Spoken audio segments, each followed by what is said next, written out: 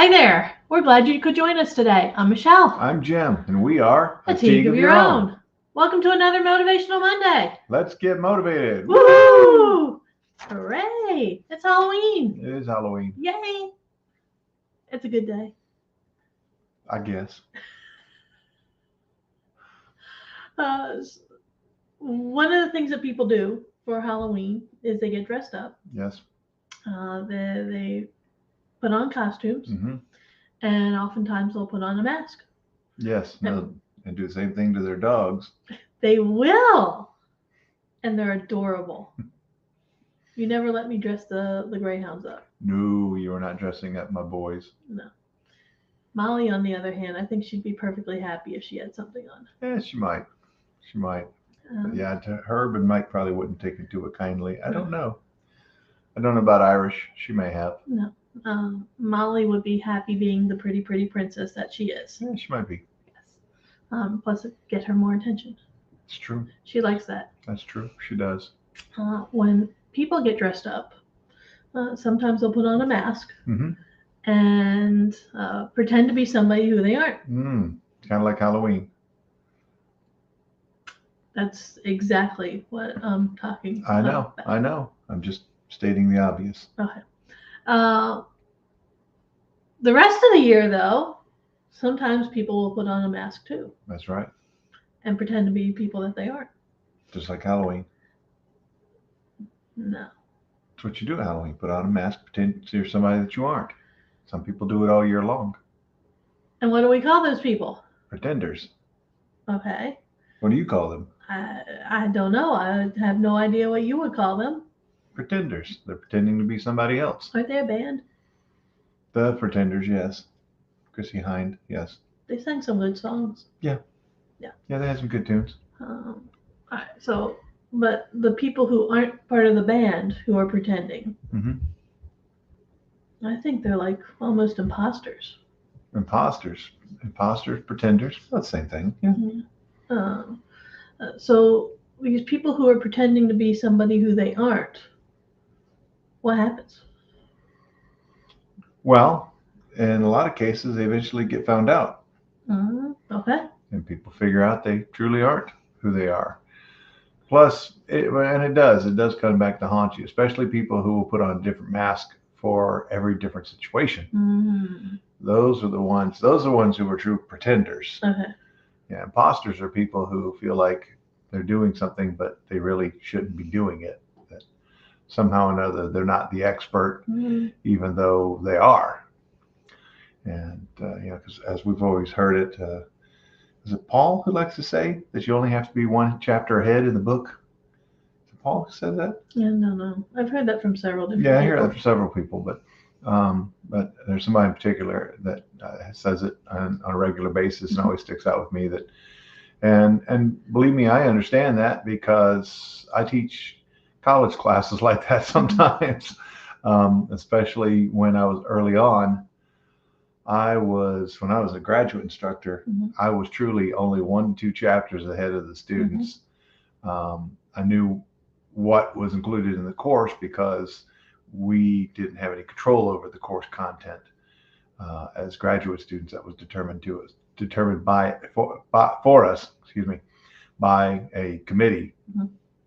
And so we knew the book, and we knew what chapters in each book we had to present, what material we had to present. And so the key thing for us was we just had to be 1 chapter ahead of the students. And the amazing thing is they never knew. No. They had no clue that we did not know that stuff cold walking in the door. Well, it was similar to that with the University of Phoenix Online. Yeah. They provided all the materials.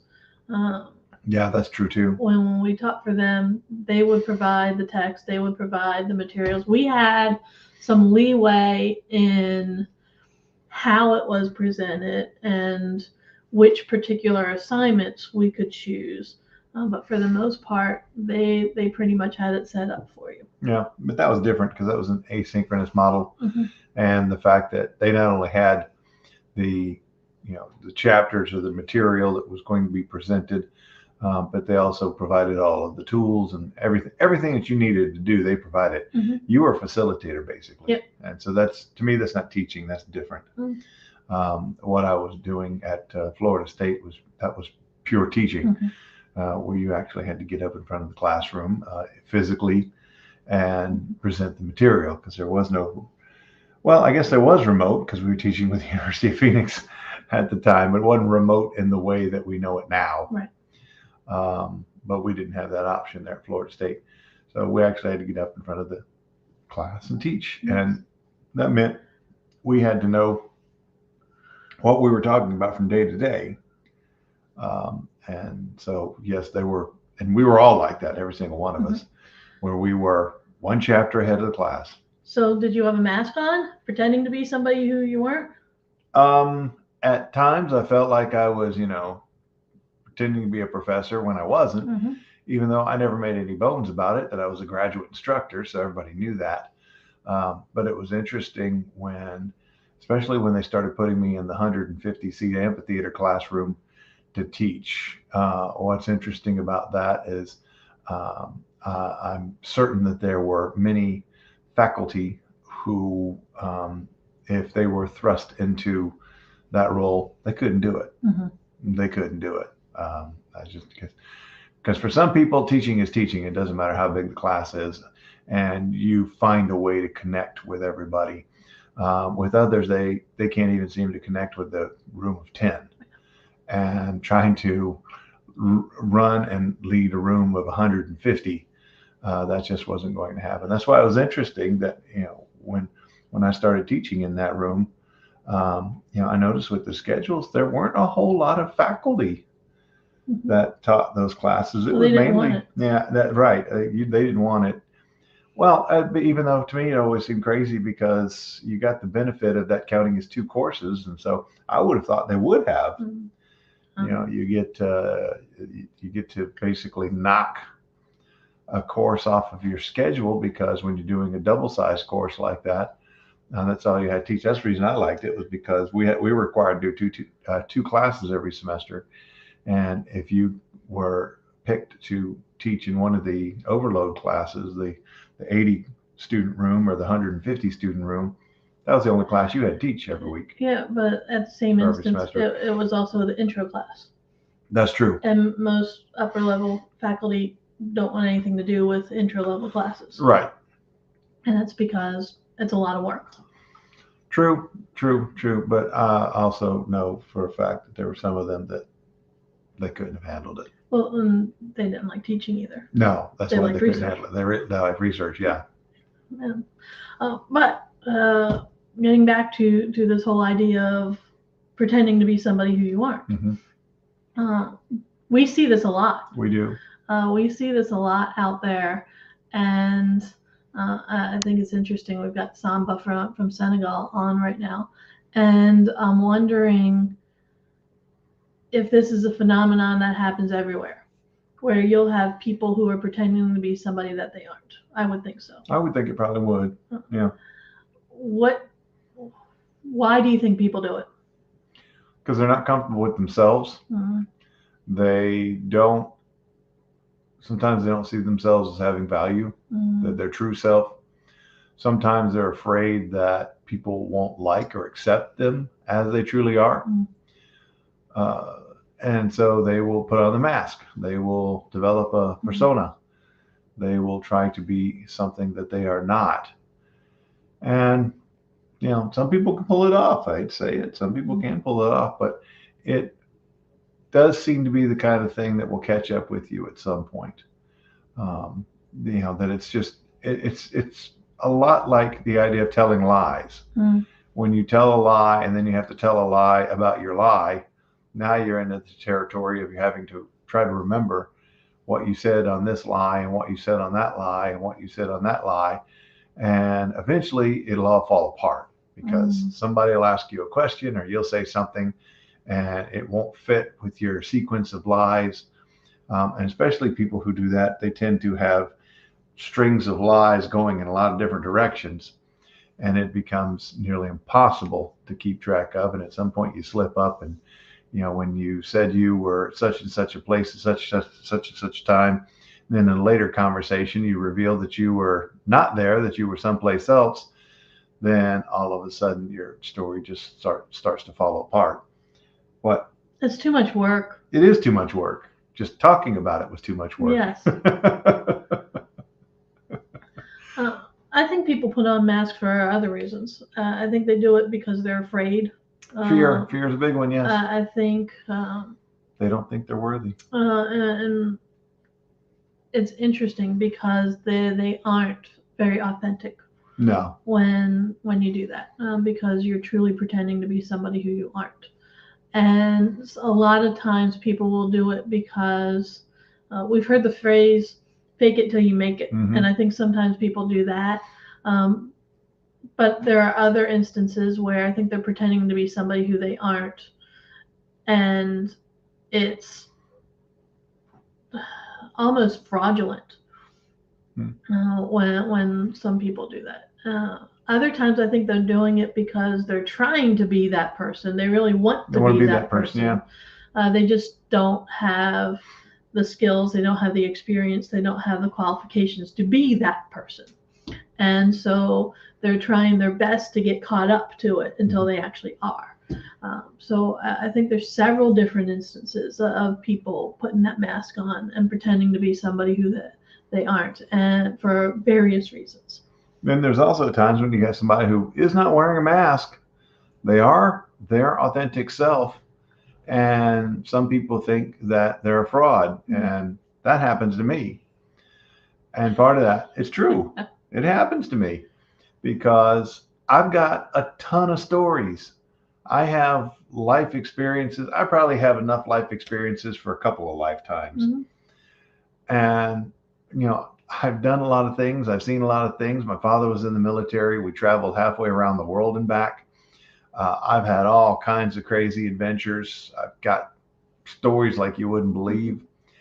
And I've had this happen more than once where I was telling stories and, because they're entertaining. That's what we used to do when I lived in Greece, mm-hmm. Just sit around and tell each other stories because there wasn't much else to do. It was a very Spartan existence there at the time we were there. And I remember telling these stories and, trying to share things with people and have somebody look at me and say, "You making this stuff up. You didn't do all of that." And I have to tell them, no, every word I have just told you is true. I did every bit of that. It's like, yes, I was in the military. Yes, I was a firefighter. Yes, I was a medic. Yes, I did all of that stuff. And why would I lie about it? Mm-hmm. I don't know either, but that has happened a few times where somebody has told me, yeah, you're lying. You didn't do all of that. That happens. I'm being my true authentic self, talking about these experiences. And I do have a way of usually making them fairly entertaining. Mm-hmm. And yeah, I've done a lot. I've lived a lot. And and that's the thing, when you've done that, you'll have lots of stories. Yes, you will. So the best policy is take off the mask. Yes. Be your authentic self, even if it doesn't meet with what it is that you're trying to be. Right. You be you. It's much easier to be you, it's much easier to remember what you did and said. It is. And then the people who don't like it or say, no, that's not you. You didn't do that. You just drive on. Yeah. Push through. I mean, those are folks that they're never going to believe much of anything you say, and so there's not a whole lot you can do about that. Yeah. Don't worry about them. No. They got other things they got to worry about. Yeah. And I think part of the case is they're not comfortable with who they are. Yeah, right. And then when they got somebody in front of them who, and when I tell my stories, they're usually to be fun and entertain. Sometimes there's a point. Sometimes. But they're not there to make anybody else feel bad about their own lives. It's just me sharing what I've done. So maybe they can live a little bit vicariously through me. Maybe. I do that. Yes. It's true. Get around people who have good stories to tell and, try to imagine myself in their position, and that's fun. Mm-hmm. At least I find it fun. I thought you meant you live vicariously through you. No, I don't live vicariously through me. I don't have to do that. Okay. Yeah, I already lived through me to begin with. Yes. Yeah. Okay. All right. So if somebody needs help when it comes to coaching and removing that mask and being their true authentic self, who could they reach out to? They can reach out to us and tell them how. They could go to our website, Okay. which is atigueofyourown.com. They could give us a call. A call. Or text. Or text. 412-420-7975. They could reach out to us here on LinkedIn or on Facebook. Yeah. And let us know. We're right there. Like us. Like us, follow us, Yeah. share this. Yeah. Put a comment in there. Let us know that you're here. Let us know what your thoughts are. Let us know what we can do for you. And let us know what you'd like to hear about in the future. Every Sunday, we're usually sitting there saying, what should we talk about? What are we going to talk today? about? And so let us know before Sunday. And that way we can get it going. Also, if you want to be on here as a guest, we haven't had a guest in a while. Haven't had a guest if you in a while. want to be a guest for us, let us know. We'll be more than happy to set that up. Maybe I scared them off when I said we need help doing the woohoo. You don't have to do the woohoo if you're a guest. It's just it's a bonus. Yeah. If you decide to come on. Mike's really good at it. Yeah, though. Mike's good at it. Mike enjoyed it, and he couldn't wait to do the woohoo. And so, yeah, you don't have to. You can let us know in advance. No, I don't woohoo. That's okay. That's I don't. Most of the guests didn't. No, most of the guests didn't, Yeah. and not because they said they didn't woohoo. I mean, some people they just woohooing is not what they do in life, No. and so they're just not going to woohoo. No.